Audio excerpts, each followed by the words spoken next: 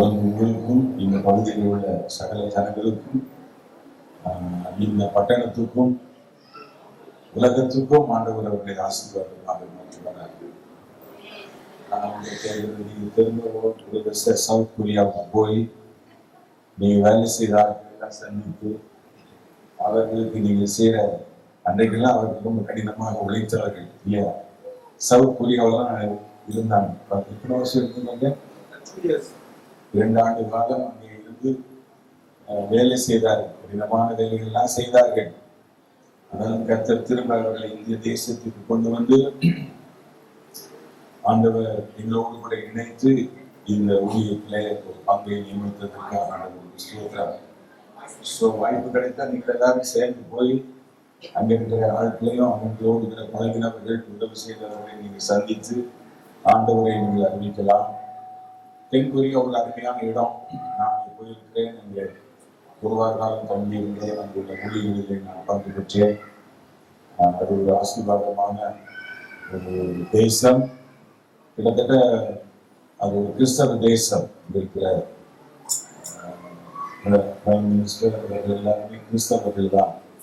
ஏராளமான ஆலயங்கள் உண்டு. எந்த ஆலயத்திலும் 10,000க்கு குறைவானவர்கள் கிடையாது. அப்படிப்பட்ட ஆலயங்கள் தான் அங்கே இருக்கிறது. சரி, அப்படிப்பட்ட ஒரு வாய்ப்பை கர்த்தர் தந்தார். ஆண்டவருக்கு ஸ்தோத்திரம். இந்த இடத்தை கட்டுவதற்கு வேண்டிய எல்லா வழி வாசல்களை தேவன் தந்ததற்காக ஆண்டவருக்கு ஸ்தோத்திரம். கொடுத்த கரங்கள், வேலை செய்த கரங்கள், உழைத்தவர்கள், ஜெபித்தவர்கள், பாடுபட்ட எல்லாரையும் கர்த்தர் ஆசீர்வதிப்பார்கள். ஹல்லேலூயா. ஒரு வசனத்தை நாம் வாசிக்கிற நேரத்தில் நாம் முடிச்சு நேரம் போறதில்லை. ரோமருக்கு இருப்போம்.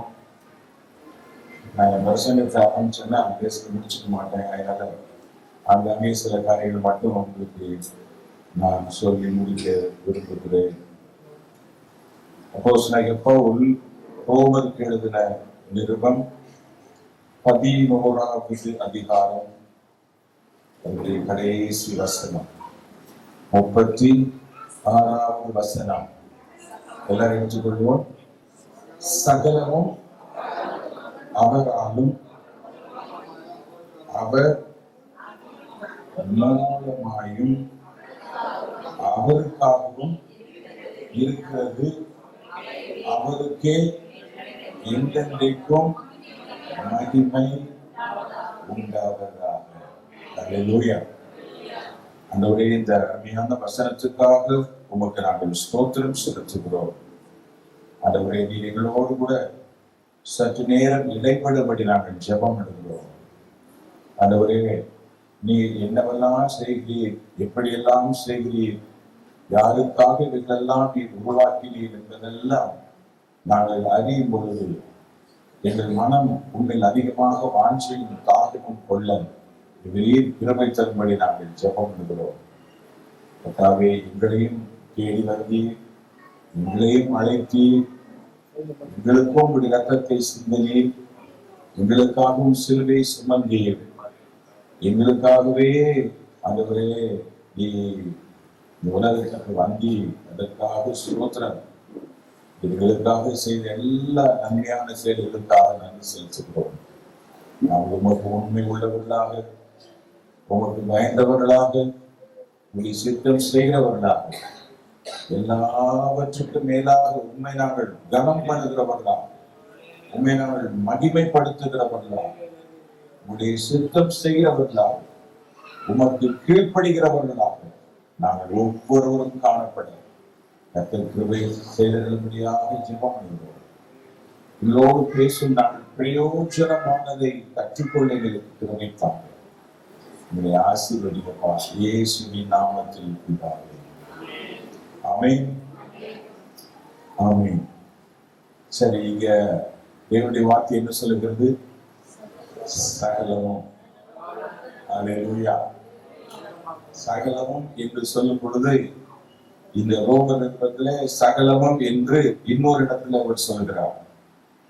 அந்த இடத்துல என்ன சொல்றாருன்னா, அன்றியும் அவருடைய தீர்மானத்தின்படி அழைக்கப்பட்டவர்களாய் இல்லையா, அன்றியும் அவருடைய தீர்மானத்தின்படி அழைக்கப்பட்டவர்களாய் அழைக்கப்பட்டவர்களாய் சொல்லிட்டு அவரிடத்தில் அன்பு கூறுகிறவர்களுக்கு சகலமும் அப்படின்ற அல்லேலூயா. சகலமும் என்னவா எதிர பிடிக்கிறாரு? நன்மைக்கு ஏதுவாக தானே வசனம் முடியுது. அவர்களுக்கு சகலமும் நன்மைக்கு ஏதுவாக அந்த வசனம் நடக்கிறது போட்டிருக்கிறார். அப்ப சகலமும் என்று இதுல சகலமும் நீங்க இந்த ரோமர் 8ஆம் அதிகாரத்துக்கு ஒரு பெரிய லிஸ்ட் ஒன்று கொடுக்கிறார். கிட்டத்தட்ட 24 விஷயங்கள், அதுல அடங்காத காரியங்கள் எதுவுமே கிடையாது. நீங்க அந்த கீழ்பகுதியை நீங்க வாசிச்சீங்கன்னா சகலமும் எதெல்லாம் பவுல் இன்க்ளூட் பண்ணியிருக்கிறாரு அப்படின்னு பார்க்கும்போது ரொம்ப ஆச்சரியமான ஒரு காரியம். அவர்கள் எல்லாம் நன்மைக்கு எதுவானவைகள். அதுல ஒரு தீங்கும் உலகம் அதை தீங்காக சொல்லலாம். ஆனால் ஆண்டவர் அவைகள் எல்லாம் எதற்காக சொல்லியிருக்கிறாரு?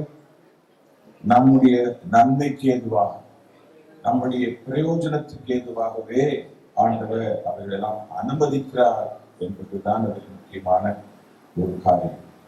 சரி, இப்ப இங்கே சகலமும் என்று சொல்லும் பொழுது சகலமும் அவராலும், இரண்டாவது அவர் மூலமாகவும், மூன்றாவது அவருக்காகவும் இருக்கிறது. அல்லேலூயா. இந்த உலகத்தில் நாம் ஒன்றும் கொண்டு வந்ததும் இல்லை, நாம் ஒன்றும் கொண்டு போவதும் இல்லை. அப்படித்தானே? உண்ணவும் உடுக்கவும் உண்டானால் அது போதும் என்று கடமோ அப்படின்னு ஆண்டவர் சொல்றார். அல்லேலூயா. இந்த உலக வாழ்க்கை கொஞ்ச காலம்தான். அப்படித்தானே? ரொம்ப நாள் நம்ம இருப்போம் சொல்ல முடியுமா? என் ஃப்ரெண்ட் ஒருத்தர் 125 வருஷம் வாழ்வேன்னு சவால் விட்டார். என்கிட்ட சொன்னார், பாஸ்டர் 125 வருஷம் நான் இருப்பேன் அப்படின்னாரு. எனக்கு ரொம்ப சந்தோஷம். நீ இருந்தீங்கன்னா ரொம்ப சந்தோஷம்தான். ஆனா 20லயும் போயிட்டாரு. நமக்கு நீண்ட நாள் வாழ ஆசைதான். ஆனாலும் உன்னுடைய வாழ்க்கை கொஞ்ச கால வாழ்க்கை, குறுகிய வாழ்க்கை. நம்முடைய வாழ்க்கையின் சித்தாந்தத்தை, வாழ்க்கையின் நோக்கத்தை, எதற்காக கர்த்தர் நம்மை படைத்தார் என்பதை நாம் அறிய வேண்டும். அல்லேலூயா. ஆண்டவர் சங்கீதக்காரர் எழுதுகிறார், ஆண்டவரே மனுஷனை நினைக்கிறதற்கும் மனுபுத்திரனை விசாரிக்கிறதற்கும் அவர் இம்மாத்திரம் தேவதூதரிலும் சற்று சிறியவனாக உண்டாக்கினீர். மகிமையினாலும் கனத்தினாலும் அவனை முடிசூட்டினீர். நீர் உண்டாக்கின நட்சத்திரங்களையும் வானத்தையும் பார்க்கும் பொழுது நம்மளை என்ன செய்திருக்கிறார்? ஆண்டவர் ரொம்ப மகிமையாக அவர் உண்டு பண்ணியிருக்கிறார். அதில் எல்லாவற்றையும் படைத்திருக்கிறார். பாருங்க, எல்லாம் ஆண்டவர் எதற்காக படைத்தார்? இல்லையா? மனுஷனை எதுக்காக படைத்தான்? தமிழில் ஒரு வார்த்தை இருக்கிறது, படைத்தான் படைத்தெல்லாம் மனுவுக்காக. மனுவை படைத்தான் தன்னை வணங்க என்று ஒரு வாசகம் தமிழில் இருக்கிறது. இந்த ஜனத்தை எனக்கென்று ஏற்படுத்தினேன், இவர்கள் என் துதியை சொல்லி வருவார்கள். இல்லையா? அல்லேலூயா. ஒரு சந்ததி கர்த்தரை சேவிக்கும், தலைமுறை தலைமுறையாக அது கர்த்தருடைய சந்ததி எண்ணப்படும். அல்லேலூயா. இதை நன்றாக அறிந்து கொள்ளுங்கள். சகலமும் அவராலே அன்றி. நீங்க யோவான் 1ஆம் அதிகாரத்துல பார்த்தீங்கன்னா 1-2 வசனங்கள் வாசிங்க. யோவான் 1ஆம் அதிகாரம், ஆதியில வாக்கி இருந்து அந்த வசனம் இருக்கிற வசனம். சகலமும் அந்த இதோட ரிலேட்டடான சகலமும் அவர் மூலமாய் உண்டாயிற்று. உண்டானதொன்றும் அவரால் இல்லாமல் உண்டாகவில்லை. அல்லேலூயா. இதை நாம் நன்றாக அறிந்து கொள்ள வேண்டும். நான் உண்டாக்கப்பட்டிருக்கிறது யாருக்காக? அவருக்காக தான். என் பிள்ளைகள் அவருக்காகத்தான். இந்த சபை அவருக்காகத்தான். என் வேலை அவருக்காகத்தான். ஒரு இடத்துல ஒருத்தர் கேள்வி கேட்டாங்க, நீங்க எதுக்காக நீங்க வேலை செய்றீங்க அப்படின்னு. அப்ப அநேகர் எழுப்பி சொன்னார்கள், ஐயா அந்த ஒரு ஜான் வயிற்றுக்காக நான் வேலை செய்கிறேன் என்றார்கள். சிலர் என்னுடையதான மனைவி பிள்ளைகளுக்காக, அவங்களுக்காக, இவங்களுக்காக என்றெல்லாம் பல காரியங்கள் சொன்னார்கள். ஒன்று ரெண்டு பேர் மாத்திரம் சொன்னார்கள், இந்த வேலை நான் கர்த்தருக்காக செய்கிறேன். நான் கர்த்தருடைய ஊழியக்காக, கர்த்தருக்காக நாம் எதை செய்தால், ஒரு இடத்துல பவுல் சொல்றார், நீங்கள் புசித்தாலும் குடித்தாலும் எதை செய்தாலும் கர்த்தருடைய நாமத்தின் மகிமைக்காக செய்யுங்கள். சொல்கிறார், எங்களுக்கல்ல கர்த்தாவே, எங்களுக்கல்ல உமது நாமத்தின் நிமித்தமும் உங்களுடைய கிருபை, அந்த வசனத்தை சொல்ல முடியுமா, கிருபை நிமித்தம் உமக்கே என்ன உண்டாகணும், மகிமை உண்டாகணும். அல்லேலூயா. அப்ப நம்முடைய படைப்பின் நோக்கம், ஆண்டவர் நம்மை உருவாக்கினதன் நோக்கம், ஒரு குடும்பமாக அமைத்ததன் நோக்கம், அல்லேலூயா, ஒரு சபையாக அமைத்ததன் நோக்கம் எல்லாம் யாருக்காகத்தான், அவருக்காகத்தான். அல்லேலூயா. இந்த சரீரமும் அவருக்காகத்தான், இந்த ஆவியும் அவருக்காகத்தான், இந்த ஆன்மாவும் அவருக்காகத்தான். அவர் சகலமும் அவர் மூலமாய் உண்டாயிற்று. உண்டானதொன்றும் அவராலே அல்லாமல் உண்டாகவில்லை. இதை குறித்த அறிவு இருக்க வேண்டும். அல்லேலூயா. நாம் எதை வாங்கினாலும் ஆண்டவரே இது உமக்காக அப்படின்ற எண்ணம் இருக்கும். இது அவங்களுக்கு யோபு ஒரு இடத்துல சொல்றார், ஒரு சந்தர்ப்பத்துல 10 பிள்ளைகளை அவர் இழந்துட்டார் இல்லையா. யோபுவுக்கு தனக்கு பின்னாலே என்ன நடந்ததுன்னு ஒண்ணுமே தெரியாது. அங்கே தனக்கு பின்னாலே ஆண்டவருக்கும் பிசாசுக்கும் ஒரு பெரிய போராட்டம் நடந்து கொண்டிருக்கிறது. யாரை முன்வைத்து? யோபுவை முன்வைத்து. அதுல முதல்ல என்ன நடந்தது? அவர் பின்னால எல்லாம் அவனை விட்டு எடுக்கப்பட்டது. இதுதானே, எல்லாம் எடுக்கப்பட்ட பொழுதும் ஐயோ என் பிள்ளைகளை இழந்துட்டேனே, ஐயோ என் நிலத்தை இழந்துட்டேனே, என் ஆடு மாடுகளை இழந்துட்டேன்னு அவர் கதறவே இல்லை. அவர் என்ன சொல்றாரு? அவர் உட்கார்ந்து இருக்கும் பொழுதுதான் அவருக்கு ஒரு செய்தி சொல்றாங்க. எல்லாம் ஒருத்தரா வரிசையா வந்து சொல்றாங்க. கடைசியாக சொன்ன செய்தி பேரிடியாக இருந்தது. பிள்ளைகள் ஒத்தக்கூட தப்ப, ஒரு பலத்து கீழ் காற்று வீட்டை மோதி, 4 மூலைகளில் மோதி, அந்த வீடு இடிந்து விழுந்து அந்த பிள்ளைகள் எல்லாரும் மதிச்சுட்டு 10 பேர் இல்லையா. அம்மாவும் இந்த செய்தி அவனுக்கு சொல்லப்பட்டது. இப்போ சொல்றாரு, வசனத்தை கிழித்து தன் தலையை சிரைத்து கர்த்தரை பணிந்து கொண்டு எல்லாம் செய்யறார். ஒன்னாவது பார்த்தீங்கன்னா, அந்த வார்த்தை சொல்வதற்கு முன்னதாக எல்லாம் செய்து அவர் சொல்றாரு, நான் நிர்வாணியாய் வந்தேன், என் தாயின் வயிற்றிலிருந்து நிர்வாணியாக வந்தேன், நிர்வாணியாய் இடத்திற்கு போவேன். கர்த்தர் கொடுத்தார், கர்த்தர் கொடுத்தார், கர்த்தருடைய நாமத்துக்கு நான் சம்பாதிச்சேன், நான் செய்தேன், இது என்ன உருவானது, இது என்ன வந்தது சொல்றது உண்மை. பூமியும் அது நிறைவும் யாருடையது? வெள்ளியும் பொண்ணும் யாருடையது? என்னுடைய பிஷப் சொல்லுவார், ஒரு வாழைப்பழத்துக்கு நம்மளால காசு கொடுக்க முடியாதான். ஒரு வாழைப்பழம் so precious, அது விலையேறப்பட்டது. அவங்களுக்கு காரணம் அது அவரால் வந்தது, அவர் உண்டு பண்ணினது. கடல்ல போய் கூண்டில் போட்டு ஒரு மீனை பிடிச்சா அது நமக்கு நம்ம எடுத்துட்டு வரோம், இலவசம் என்று சொல்லுகிறோம். ஆனால் அவர்கள் எல்லாம் இலவசமாக ஆக கொடுத்திருக்க. ஆனால் பணத்தை யாருக்கு கொடுக்கிறோம்? மீனுக்கு பணம் நம்ம கொடுக்க முடியாது, வாழைப்பழத்துக்கு பணம் கொடுக்க முடியாது. அதை யாருக்கு கொடுக்கிறோம்னா அந்த மரத்தை நட்டு வைத்தவன், அதற்கு தண்ணீர் பாய்ச்சியவன், அதை விசாரித்தவன், அதை சந்தைக்கு கொண்டு வந்தவன், ஒரு கரகர், இவங்களுக்கு தான் காசு போகுமே தவிர ஆண்டவர் படைத்த பொருட்களுக்கு மொத்தமும் விலை கொடுக்கவே முடியாது. எல்லாவற்றையும் தண்ணி விலை கொடுத்து வாங்குறோம், தண்ணீர் கர்த்தர் நமக்கு இலவசமாக இருக்கும், எல்லாம் இலவசம். ஆகவே ஆண்டவருக்கு நாம் எப்பொழுதும் நன்றி செலுத்த வேண்டும். சரி, எல்லாவற்றிலும் தேவன் மகிமைப்பட வேண்டும். ஹல்லேலூயா. இன்னொரு வசனத்தை வாசிக்கலாம். எபிரேயர்ல இருக்கும்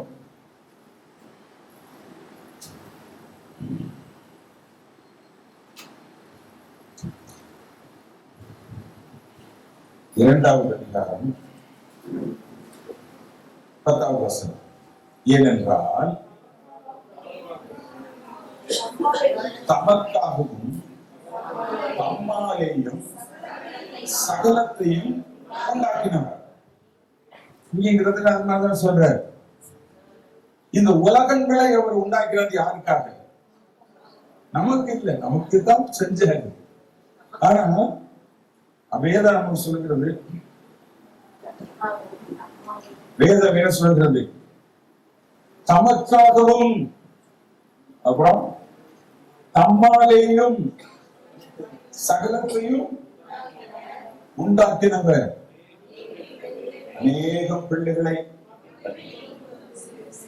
அநேக பிள்ளைகளை எங்க கொண்டு வரணும்?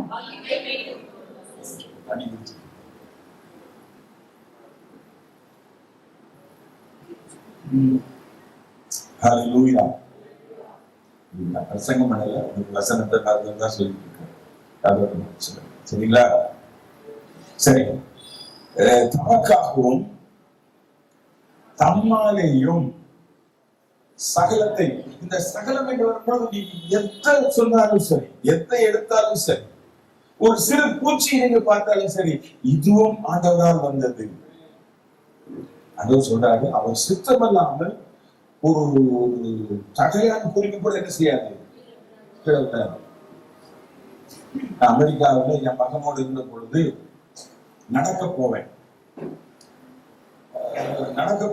பொழுது ஒரு இடத்துல பிள்ளைகள் எல்லாம் கூடி உட்கார்ந்து அங்க ஒரு அமெரிக்கன் சிட்டுக்குருவி, ஒரு சிட்டுக்குருவி செத்து கிடக்கு. இந்த பிள்ளைகள் எல்லாம் சேர்ந்து அதை விளையாடிக்கிட்டே இருக்கிறாங்க.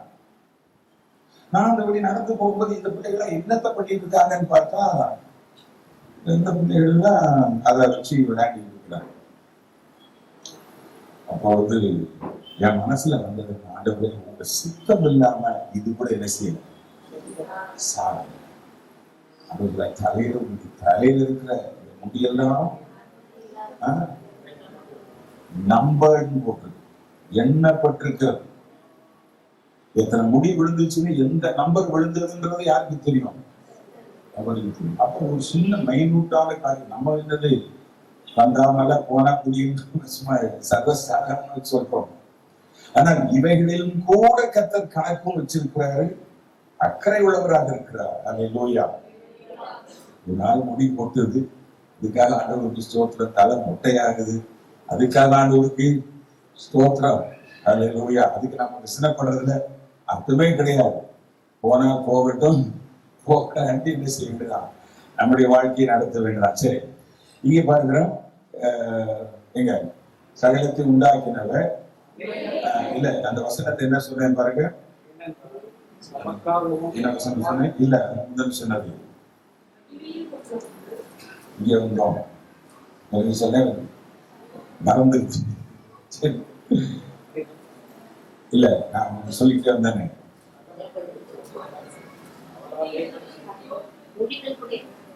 சரி, எல்லாம் அவருக்கு தெரியாமல், அவருடைய சித்தம் இல்லாமல் எதுவும் நடப்பது இல்லை. அது நன்மையானாலும் தீமையானாலும் அதை நல்லா அறிந்து கொள்ள வேண்டும். சரி, யோபு என்ன சொல்றாரு? இவைகளெல்லாம் நடந்த பொழுது அவர் என்ன சொல்லி முடிக்கிறார்? கர்த்தர் கொடுத்தார், கர்த்தர். அப்ப எல்லாம் என்னதுன்ற உரிமையை அவர் பாராட்டவில்லை. அப்படித்தானே? இந்த வசனத்துல நீங்க வாசித்தீங்கன்னா, இந்த இந்த இப்ப 2ஆம் அதிகாரத்தில் எடுத்துட்டீங்கல்ல, அதுல பாருங்க 13ஆம் வசனம். எபிரேயர் 2:13 பாருங்க. நான் அவரிடத்தில் நம்பிக்கையா இருப்பேன் என்றும், இதோ நானும் தேவன் எனக்கு கொடுத்த பிள்ளைகளும். உங்களுக்கு நம்முடைய வாழ்க்கையில் ஒன்று மாத்திரம் நான் சொல்லி, நம்முடைய வாழ்க்கையில் எல்லாவற்றிலும் தேவனை இணைத்துக் கொள்ள வேண்டும். உங்களுக்கு you have to attach the name of the Lord. குடும்பமானாலும் சரி, மகிழ்ச்சியானாலும் சரி, மரணமானாலும் சரி, அது உறவானாலும் சரி, அது பொருளானாலும் சரி, எது வந்தாலும் நம்மளுக்கு இந்த ஆதாமுடைய மனைவி அவர் சொல்றார், இந்த மனுஷனால்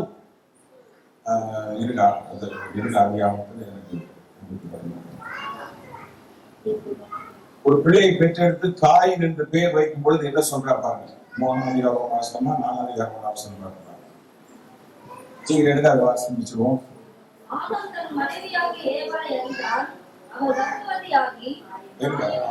ஆதாம் தன் மனைவியாகிய ஏவாளை அறிந்தான். ஏவாள் என்ன சொல்றான்றது அங்க சொல்றாங்க.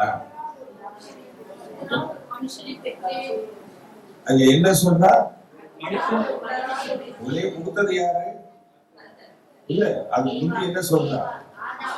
ஆதாம் ஏவாளை அறிந்தான், தேவனோடு குடும்பம் நடத்தினான் சொல்லிட்டு யார் அங்க கொண்டு நிறுத்துறார்?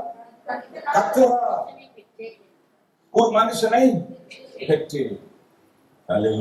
இதோ பிள்ளைகள் கர்த்தரால் வரும் சுதந்திரம், கர்ப்பத்தின் கனி அவரால் கிடைக்கும் பலன்.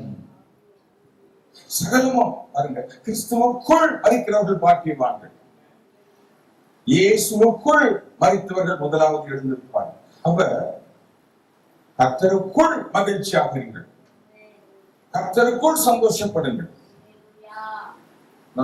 சொல்றது புரியுதா? எல்லாத்துலயும் யார இழுக்கணும், யார கொண்டு வரணும்? கர்த்தரா. இது கர்த்தரால் வந்தது. ஒரு கல்யாணம் இது யாரால் வந்தது? கர்த்தரால் வந்தது இல்லையா? குடும்பம் சொல்லும் பொழுது ஆண்டவர் பெண்ணை அவர் தான் கொண்டு வந்தார். மனுஷனை படைச்சிட்டு விநாயகர் எடுத்து மனுஷியா உருவாக்கி இந்த அம்மா ஆண்டவர் தான் கொண்டு வந்தார். யாருக்கு? உங்க பாஸ்டர் பாலு. புரியுதா உங்களுக்கு? அவர் தான் கொண்டு வந்தார். அதுதான் இவன் தேடல, இவன் கேட்கல, அவன் நாடல. ஆனா கர்த்தர் அமைதியா இருப்பான்னு அமைதியா இருந்து அவரே கொண்டு வந்து அவர்களை ஆசீர்வதித்தார். சரி, நம்முடைய வாழ்க்கையிலே சொல்ல இருக்கிற முக்கியமான காரியம், நம்முடைய வாழ்க்கையில் எல்லாருடைய துயரமானாலும், மகிழ்ச்சி ஆனாலும், இன்பமானாலும், துன்பமானாலும், கண்ணீரானாலும், கவலையானாலும், பாடுகளானாலும், தனிமையானாலும், மன அழுத்தங்களானாலும், கண்ணீரானாலும், எது வந்தாலுங்க நாம் யாருக்குள் இருக்கணும்? கர்த்தருக்குள். எல்லாத்திலும் அவர் தான் கொண்டு வந்துடணும். எல்லாத்துக்கும் பிசாச காரணம் சொல்லக்கூடாது. இது என்னால் வந்ததுன்னு சொல்லக்கூடாது. மனுஷனால் வந்தது, பிசாசால் வந்தது, மந்திரவாதத்தால் வந்தது, அவனால வந்தது, இவனால வந்தது, அதெல்லாம் ஒன்றுமே சொல்லக்கூடாது. கர்த்தருக்கு மகிமை செலுத்துங்க. ஹல்லேலூயா. ஒரு சிறு காரியங்களானாலும் ஆண்டவரே என்றுதான் நம்ம சொல்லணும். ஹல்லேலூயா.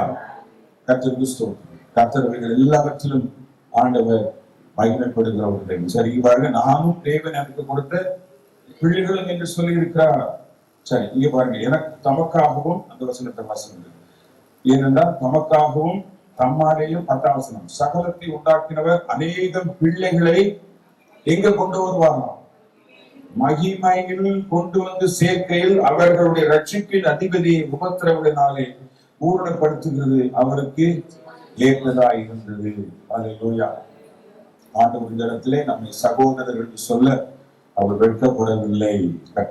அநேக பிள்ளைகள் பாருங்க, இந்த வேத வசனம் எல்லாம் நம்மை எதுல கொண்டு வந்து முடிக்குதுன்னா, அவருக்கு மகிமையாக சகலமும் காணப்பட வேண்டும் என்பதுதான் மிக முக்கியமான காரியம். ஒரு கட்டடத்தை கட்டுகிறோம் என்றால் இது தேவனுடைய நாமத்தின் மகிமைக்காக. ஒரு வீட்டை கட்டுகிறோம் தேவனுடைய நாமத்தின் மகிமைக்காக. பிள்ளைகளை பெற்றெடுக்கிறோம், அவர்கள் அற்புதங்களாக அடையாளங்களாக எருசலேமிலே காணப்பட வேண்டும், அவர்களும் தேவனுடைய நாமத்தின் மகிமைக்காக. என் பிள்ளைகள் வேலை செய்கிறார்கள், அதுவும் தேவனுடைய நாமத்தின் மகிமைக்காக. நாம் கர்த்தருக்கு கொடுக்கிறோம், அதுவும் அவருடைய நாமத்தின் மகிமைக்காக. நம்முடைய வாழ்க்கையில் எல்லாம் சிறிதோ பெரிதோ எல்லாம் சாதாரண ஒரு காரியமாயிருந்தாலும் பிரம்மாண்டமான ஒரு காரியமாயிருந்தாலும் எல்லாத்துக்குள்ளும் தேவனுடைய பிள்ளைகளாகி நாம் என்ன செய்யணும்? கர்த்தருக்குள் என்று நாம் கொண்டு வரும் பொழுதுதான் கர்த்தர் நிச்சயமாகவே மகிமைப்படுவார். அல்லேலூயா. கர்த்தருடைய நாமத்துக்கு சொல்றது. இந்த மாதத்திலே கர்த்தர் எங்களுக்கு இந்த ஆண்டு மகிமையின் ஆண்டு, the year of glory. ஒவ்வொரு ஆண்டும் ஒரு தலைப்பை வச்சிருப்போம். இந்த ஆண்டு ஜனவரி மாதம் முதல் ஆண்டவர் எல்லாவற்றையும் மகிமையாய் நடத்தி கொண்டு வருகிறார். அல்லேலூயா. கர்த்தருக்கு ஸ்தோத்திரம். எங்களுக்கு அல்ல, எங்களுக்கு ஆண்டவரே உமக்கு மகிமை உண்டாவதாக. கர்த்தருக்கு ஸ்தோத்திரம். ஆகவே கர்த்தருக்கு மகிமையை நாம் செலுத்தும் போது அவர் நம்மளை மகிமைப்படுத்துவார். அல்லேலூயா. மகிமையை தருவார். நம்ம சொல்ல ஆண்டவர் உமக்கு நாங்கள் மகிமையை தருகிறோம். ஆண்டவர் இந்த அநேக பிள்ளைகளை என்ன செய்வார்? பிள்ளைகளை மகிமையிலே கொண்டு வந்து அவர் சேர்க்கிறார். அதற்கு தூஷணத்தை நம்ம கொண்டு வந்திருக்கிறார். எழுதியிருக்கிறபடி தேவனுடைய நாமம், கர்த்தருடைய நாமம் உங்கள் மூலமாய் பிரஜாதிகளுக்குள்ளே தூஷிக்கப்படுகிறதே, பரிசுத்த ஆவியானவருக்கு துக்கத்தை நாம் கொண்டு வந்து விடாதபடிக்கு அல்லேலூயா எல்லாவற்றிலும் கர்த்தரை மகிமைப்படுத்துகிறது. நம்முடைய வார்த்தை கர்த்தரை மகிமைப்படுத்துகிறது. நம்முடைய பழக்க வழக்கங்கள் கர்த்தரை மகிமைப்படுத்துகிறது. நம்முடைய குடும்பம், நம்முடைய ஊழியம், நம்முடைய ஜெபம் அல்லேலூயா பிறரை காயப்படுத்த அல்ல, பிறருக்கு நன்மையை கொண்டு வருவதாக அவர்கள் காணப்பட வேண்டும். ஆமென். நம்ம என்னதான் உண்டு பண்ணாலும் ஆண்டவர் இந்த உலகத்தை எல்லாத்தையும் அவர் உண்டு பண்ணி மனுஷனை அவர் ஒரு பெரிய தோட்டத்துல வைத்தார். அதெல்லாம் ஆண்டவர் மனுஷனுக்காகத்தான் செய்தார் இல்லையா? எல்லாவற்றையும் கர்த்தர் ஆண்டவர் மனிதனுடைய ஆசீர்வாதத்துக்கென்று, மனிதனுடைய பிழைப்புக்கென்று, நல்ல வாழ்வுக்கென்று ஆண்டவர் படைத்தார். அல்லேலூயா. குடும்பமும் அவரால் உண்டாக்கப்பட்டது. குடும்பம் யாரால் உண்டானது? கர்த்தரால். அவர் பரலோகத்துக்கும் பூலோகத்துக்கும் உள்ள முழு குடும்பத்துக்கும் நாம காரணராகிய கர்த்தர் என்று வேதம் சொல்லுது. அல்லேலூயா. மனுஷன் பாவம் செய்த பொழுதுதான் இந்த மகிமை எடுத்துட்டான். எல்லாரும் பாவம் செய்து தேவ மகிமை அற்றவர்கள் ஆயிட்டாங்க. அப்ப நம்முடைய மகிமையை குறைத்து போடுகிறது எது? தேவ மகிமை என்னது? பாவம். பாவம் மிக பொல்லாப்பான. பாவம் செய்கிற ஆத்மா ஆலோசனை எல்லாரும் நல்லவன் ஒருத்தனம் இல்ல, நீதிமான ஒருத்தனம் இல்ல. உதாரணங்கள் சொல்ல எல்லாரும் பாவம் செய்து, பாவம் செய்த பொழுது அவன் மேல் இருந்த மகிமை அது வரைக்கும் அவன் நிர்வாணி என்று தெரியும். இல்ல, முதல்ல மகிமை ஆடப்படுகிற அதம் எங்க இருக்கிறப்பா? அந்தவரே நானு ஏன் ஒழிஞ்சிருக்கேன்? நான் நிர்வாணியா இருப்பதுனால. நிர்வாணின்னு உனக்கு சொன்னது யாரு? புசிக்க வேண்டாம் என்று விளைக்கிற வெளிச்சத்தின் கனியை புசித்தாயோ? அங்கேயும் சொல்றார், அவ கொடுத்தா நான் சாப்பிட்டேன். பழியை தூக்காம போட்டார். ஆனா ஒவ்வொன்னா விசாரிச்சு பாரு, கடைசிய பழியை தூக்கி யார் மேல வைக்கிறான்? ஆண்டவர் மேல வைக்கிறான். நீர் கொடுத்த ஸ்திரீ. நீங்க நல்லா படிச்சுப்பாரு. எங்க ஊர்ல சொல்லுவாங்க, ஆட்டை கடிச்சு மாட்டை கடிச்சு மனுஷனை கடிச்சு ஒண்ணு வந்து யார ஆண்டவர் மேலே பழி வச்சு, நீர் தந்த ஸ்திரீ அவ கொடுத்தா நான் சாப்பிட்டேன். சரி, அந்த சப்ஜெக்ட் எல்லாம் போகணும். சரி, கர்த்தரை நாம் நம்முடைய வாழ்க்கையின் எல்லா நிலைகளில கனம் பண்ண வேண்டிய ஆரம்பிக்க முக்கியமான பண்ணியிருக்காச்சு. அல்லேலூயா. ஜெபம் பண்ணோமா? உங்க வாழ்க்கை கர்த்தருக்கு பிரியமாய், கர்த்தருக்கு மகிமையாய் இருக்கிறதா? நம்முடைய குடும்பம், நம்முடைய ஊழியம், ஒரு சின்ன சண்டே ஸ்கூல் மினிஸ்ட்ரி ஆனால், ஒரு பாடலானால், எல்லாவற்றிலும் கர்த்தரை நாம் மகிமைப்படுத்த வேண்டும். ஹல்லேலூயா. சாலமோன் மிக பிரம்மாண்டமான ஆலயத்தை கட்டினான் இல்லையா? எல்லாம் மிக பிரம்மாண்டமா அவன் செய்ததெல்லாம் ஆண்டவர் சொல்ற, சாலமோன் மாதிரி அது முந்தினவன் ஒருத்தன் இருந்ததில்லை, அவனை போல ஞானி அவனுக்கு பின்னால் இருப்பதும் இல்லை. அவன் செய்த எல்லாம் மிக பிரம்மாண்டமாக இருந்தது. அவன் கட்டின ஆலயத்தில் தான் தேவ மகிமை வந்தது. வந்துச்சா இல்லையா? ஆசாரிகள் ஊழியம் செய்யக்கூடாது, தேவ மகிமை பிரசன்னம் நிரம்பினது. ஆனா எல்லாம் போச்சு. போச்சா இல்லையா? ஏன் போச்சு? சாலமோன் கட்டின ஆலயத்தான் சொல்ல, ஒரு கல்லின் மேல் ஒரு கல்லு அப்படி எல்லாம் எல்லாம் 46 வருஷமா கட்டினாங்க சாலை. 46 வருஷம் மகிமையான ஆலயம் தான். அதனுடைய பிரதிஷ்டை ரொம்ப மகிமையா குளோரியஸா இருந்தது. ஆனால் ஆண்டவர் அவர் தான் கட்டினாரு, கட்டுறதுக்கு அளவு பண்ணாரு, எல்லாம் கொடுத்தாரு, அவர் தான் இடிச்சாரு. இடிக்கிறதுக்கு வழி பண்ணிட்டு தான் போறார் ஆண்டவர். இடிக்கப்பட்டது. இயேசு பிற்பாடு 70வது ஆண்டுல ஒரு டைட்டஸ் ஒரு ராஜா வந்து எல்லாத்தையும் இடிச்சிட்டான், எல்லாத்தையும் கொடுத்துட்டான். அவர்தான் அதையும் செய்தார். ஏன் செஞ்சாருன்னு தெரியுமா? அதுக்கு அவருடைய வாழ்க்கையில் தெய்வ மகிமை விளங்கவில்லை. அவன் ஆலயத்தை அவன் ஆசை வைத்தான், அவர்களோட நெருக்கமாயிருந்தான், ஐக்கியமாயிருந்தான். யாரு? அந்நிய ஸ்திரீகள். பார்வன் குமாரத்தை கல்யாணம் பண்ணான். இப்படி எல்லா இடத்துலயும் கல்யாணம் பண்ணான். அவர்களுக்கெல்லாம் சில விக்கிரக கோயில்களை அவன் கட்டினான். அவனுடைய ஆலயத்தை கட்டின அதே கையை கொண்டாட்டிகளுக்காக என்ன செஞ்சது? கோயில்களை, விக்கிரக கோயில்களை அவன் கட்டினான். மகிமை அவனை விட்டு எடுக்கப்பட்டது. ஒரு இடத்துல மகிமை போனது. இக்கபோத் என்ற பெயர் எதுக்கு வந்தது? ஏன் போச்சு? தேவனுடைய பெட்டி பிடிக்கப்பட்டது. அப்ப ஏலி விழுந்து செத்தான். ஏலி தலகுப்புற விழுந்து பிடரி முடிந்து செத்தான். ஓப்னை பிரகாஷ் ஒரே நாள்ல 2 பிள்ளையும் செத்தாங்க. பினேகாசின் மனைவி செய்யற குனிந்து பிரசவத்தை என்ன பிள்ளை பெற்றன்னு கேட்கிறா. ரொம்ப வேதனைப்பட்டா. இவர் ஆண் பிள்ளை பெற்றா என்று சொன்னாங்க. அப்ப அவ என்ன செய்யறா? இஸ்ரவேலுடைய இந்த பெட்டி பிடிபட்டு போயிட்டோ? ஆமா. உடனே ஒரு பேர் வைக்கிறா பிள்ளைக்கு. என்ன பேரு? இக்கபோத். அப்படின்னா என்ன? மகிமை இஸ்ரவேலை விட்டு போயிடுச்சு. ஆனா எப்ப அந்த பெட்டியை ஒருத்தன் கண்டுபிடிச்சு ஒருத்தன் கொண்டு வரும் பொழுது அதை கொண்டு போய் ஒரு வீட்டுல வச்சாங்க. ஓபே ஏதோ என்ற ஒருவனுடைய கித்தியனாகிய அவனுடைய வீட்டுல வைக்கப்பட்டது. 3 மாதம் இருந்தது. அந்த நாட்டில் கர்த்தர் அவனையும் அவன் வீட்டாரையும் ஆசீர்வதித்தார். அந்த பெட்டி என்பதுதான் தேவனுடைய மகிமை. நமக்கு தேவனுடைய மகிமை என்று சொல்லும்போது இயேசுதான் நமக்கு மகிமை. ஆமென். இயேசுவின் பிரசன்னம் நம்முடைய வீட்டில், நம்முடைய தனிப்பட்ட வாழ்க்கை. சாலமோன் எல்லாவற்றையும் இழந்தது காரணம் என்ன தெரியுமா? இந்த தேவனுக்கு முதலில் கொடுத்து உலகத்தில் எல்லாருக்கும் கொடுத்து கடைசியா அவன் செஞ்சதும் பாழா போச்சு, அவனும் பாழப்பட்டான். ஆனா என்ன சொல்றாங்கன்னா, கடைசி நேரத்துல அவன் மனம் தப்பிட்டாரு. அதனாலதான் பிரசங்க எழுதினாரு, அதுதான் உன்னத பாட்டு எழுதினாரு அப்படின்றான். எல்லாம் மாயை அப்படின்னு சொல்லிட்டு மனம் திரும்பிட்டாரு. அவருக்கு பரவத்த இடம் இருக்குன்னு சொல்றாங்க. அது அவருக்கு கருத்து. ஜோமனமா நான் சொன்னதெல்லாம் விளங்கிச்சா? அங்கேயும் அப்படி அவருடைய மகிமையை தக்க வைத்துக் கொள்ள வேண்டும்.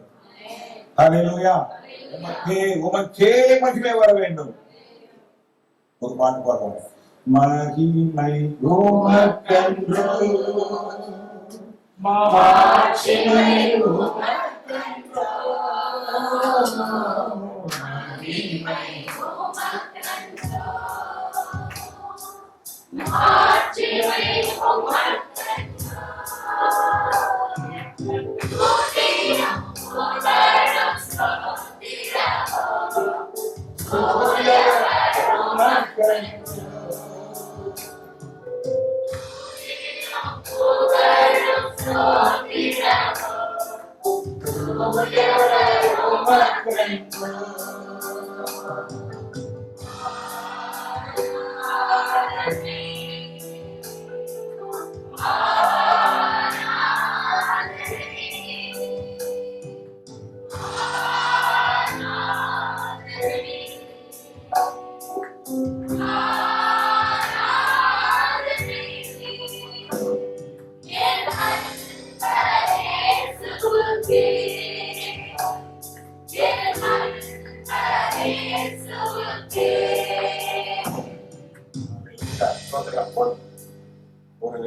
சங்கத்து மாத்திரம் பாடிட்டு முடிச்சோம். மறவார் இயேசு மறவார். சீமன் இருக்காங்க. ஹalleluya. மகிமை தேவன் நம்மளை மறக்க மாட்டேன். யாரும் மறந்துடுவாங்க. ஆயத்தின் பாலகனை